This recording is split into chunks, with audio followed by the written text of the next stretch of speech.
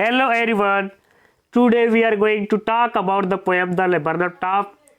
This is the second poem from Hornbill, English and Charity, 11th Standard by Ted Hughes. Now let's go ahead.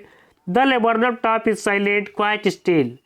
In the afternoon yellow September sunlight, a few leaves yellowing, all its seeds fallen. Laburnum.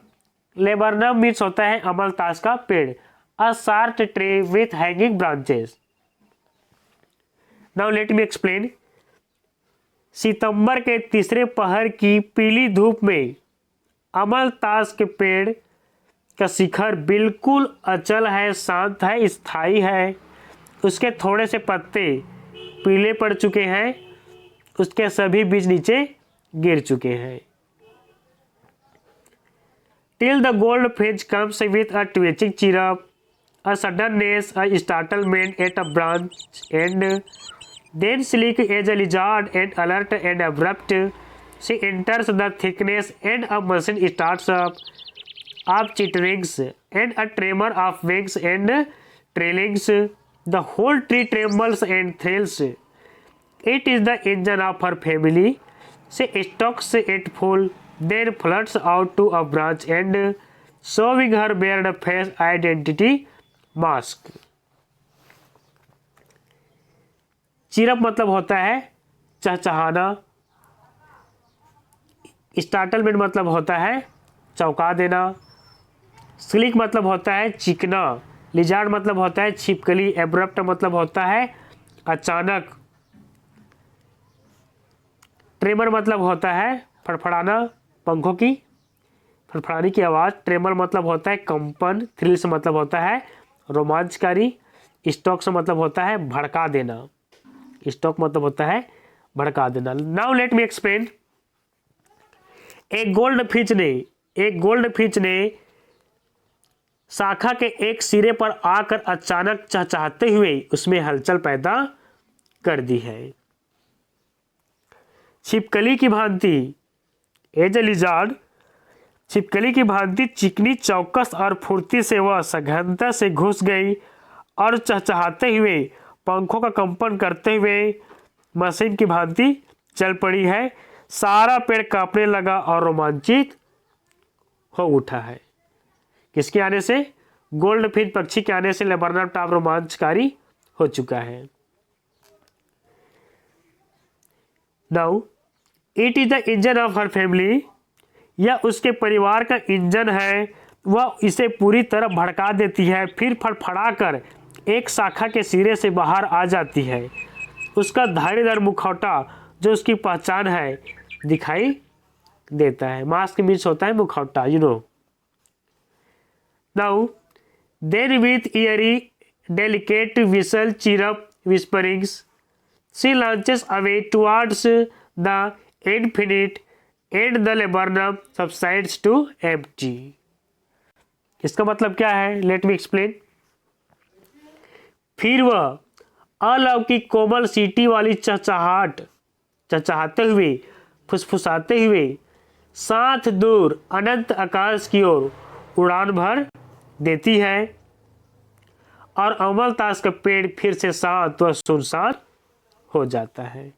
इस प्रकार से laburnum top explanation हुआ. Now let me summarise this poem. I will summarise. Let me tell you meaning. Laburnum means होता है short tree with hanging branches, yellow flowers and poisonous seeds. Laburnum एक छोटा सा जिसका ब्रांचेस हिलता डुलता रहता है, येलो कलर का फूल खिलता है, उसके बीज जो होते हैं पॉइजनस होता है, जहरीला होता है. Gold Finch a small singing bird with yellow feathers on its wings. Gold Finch एक पक्षी है जो गाना गाती रहती है, चहचहाती रहती है हमेशा, जिसका पंख येलो कलर की होती है.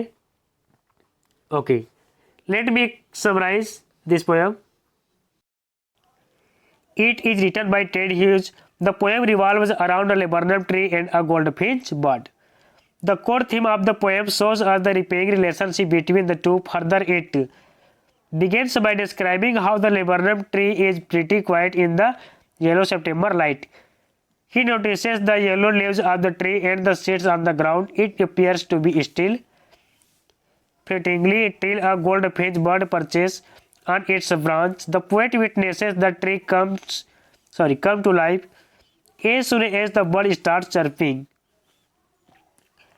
Upon the arrival of the mother goldfinch, the tree and the nestling start chirping and become alive.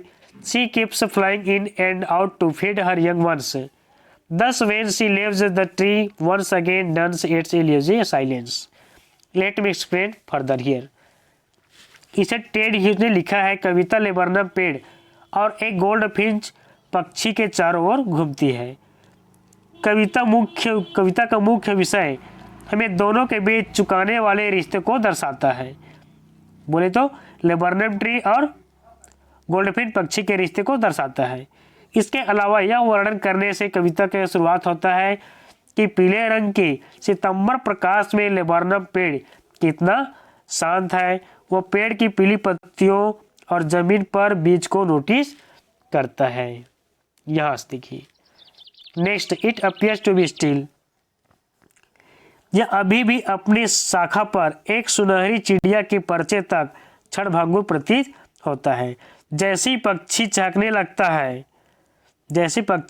लगता है, माँ गोल्डफिंच के आने पर पेड़ और घोंसले चहकते हुए जीवित हो जाते हैं।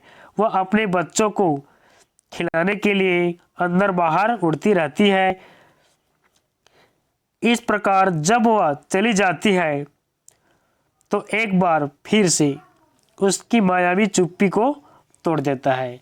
जैसी मतलब कहने का मतलब है जैसे ही गोल्डफिंच पक्षी लेबरनम ट्री के टॉप पे आते हैं, चहकने स्टार्ट कर देते हैं, तो पेड़ जीवित सा प्रतीत होते हैं। जैसे ही पक्षी उड़ करके दूर चले जाते हैं पेड़ से, तो ऐसा लगता है मानो वो चुप्पी साध लिया हो। नेक्स्ट, इसे हम क्या समझे, कंक्लूजन देख लेते हैं। Conclusion of the laburnum top. To sum of the laburnum top summary, we learn about the sweet and nurturing relationship between the tree and the bird and how they both play a such important role in their lives. Laburnum top सारांश को संक्षेप में हम पेड़ और पक्षी के बीच मधुर और पोषण संबंधों के बारे में सीखते हैं और कैसे वे दोनों अपने जीवन में इस तरह की महत्वपूर्ण भूमिका निभाते हैं।